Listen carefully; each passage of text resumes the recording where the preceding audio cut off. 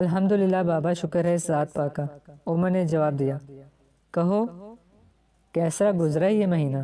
बाबा ने मुस्कुराते हुए कहा, बहुत अच्छा, मेरी उम्मीद से भी अच्छा।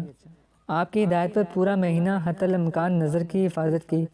शुरू शुरू में तो बहुत मुश्किल हुई, लेकिन फिर अल्लाह का बहुत करम हुआ, आदत बन गई नज़रें झुकाकर चलने और दूसरों से बात करने की। उमर ने अदब से जवाब दिया, और नतीजा क्या हासिल हुआ?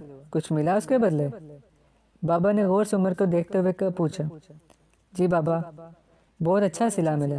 पहले फजर पर ज़बरदस्ती उठाए जाने पर भी नहीं उठता था, अब तहज्जुद पढ़ने की तौफीक भी मिल रही है, और दिल भी खुद ब खुद हर नेकी की तरफ राग़िब होने लगा है।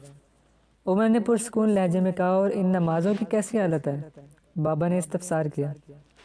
क्या मतलब बाबा जी? उमर ने हैरत से जवाब दिया, क्या नमाज़ों में दुनिया के ख्याल आना बंद हो गए? बाबा ने पूछा। बाबा जी, वो कैसे ख़त्म हो सकते हैं? वो तो आते रहते हैं, और बहुत ज़्यादा आते हैं। उमर को मज़ीद हैरानगी हुई। ख़त्म ना भी हों, लेकिन इनको मैनेज किया जा सकता है, इंतहाई कम किया जा सकता है। लगता है तुमने होमवर्क मुकम्मल नहीं किया। बाबा ने आस्था से कहा।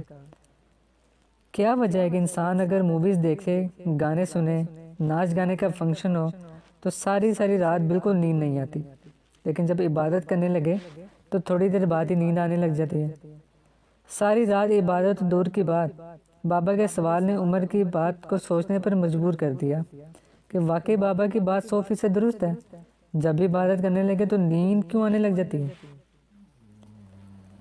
बाबा खुद ही जवाब देते हुए कहने लगे, यही सवाल किसी नौजवान ने एक बुज़ुर्ग से किया था, तो उन बुज़ुर्ग ने यह जवाब दिया था कि जब इंसान गुनाहों की महफिल में होता है तो रूह कांटों पर होती है, और रूह कांटों पर तो नींद कैसे आएगी उसे?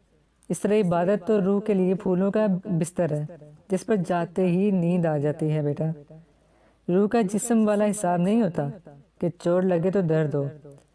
बाबा थोड़ी देर के लिए चुप हुए, फिर पूछने लगे, बेजान चीज़ों से नज़र की हिफाजत की थी? बाबा, मुझे समझ नहीं आई कि बेजान चीज़ों से नज़र की हिफाजत का क्या मतलब है? उमर ने सादगी से कहा।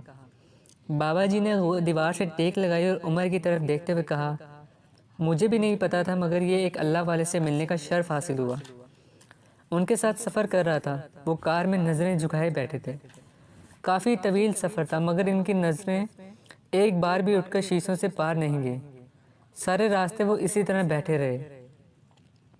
एक मस्जिद में कुछ उलमाए कराम ने उन्हें फैज़ हासिल करने के लिए बुलाया था।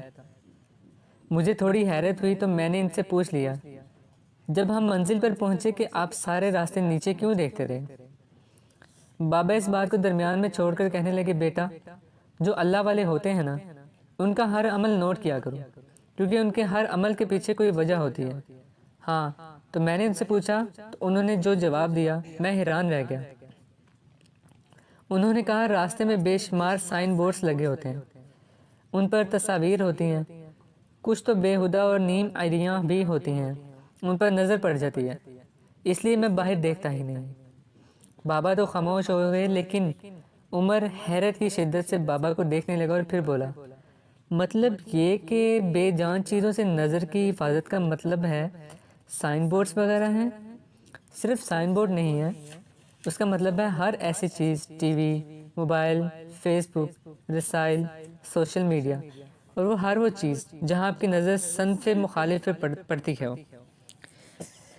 ऐसे ही तो तस्वीर हराम करार नहीं दी गई इस्लाम में। यहाँ तक कहा गया है, जिस घर में तस्वीर हो वहाँ रहमत के फरिश्ते नहीं आते।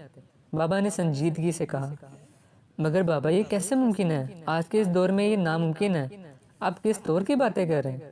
ये बातें अगर किसी के सामने कर बैठूंगा तो मेरा तो मजाक बन जाएगा, दकियानूस कहलाऊंगा। उमर को समझ नहीं आ रही थी वो कैसे बाबा को अपनी बात समझाए। आज के दौर में यूनिवर्सिटी, कॉलेज में एक इंसान आखिर कहाँ तक इन चीज़ों से बच सकता है? बाबा, उमर ने नफ़ी में सर हिलाते हुए कहा, और आज के दौर में यूनिवर्सिटी के कितने स्टूडेंट्स हैं जो वली बनना चाहते हैं और ऐसा बनने के लिए कोशिश करते हैं? बाबा ने सवाल पूछा तो उमर को चुप लग गई।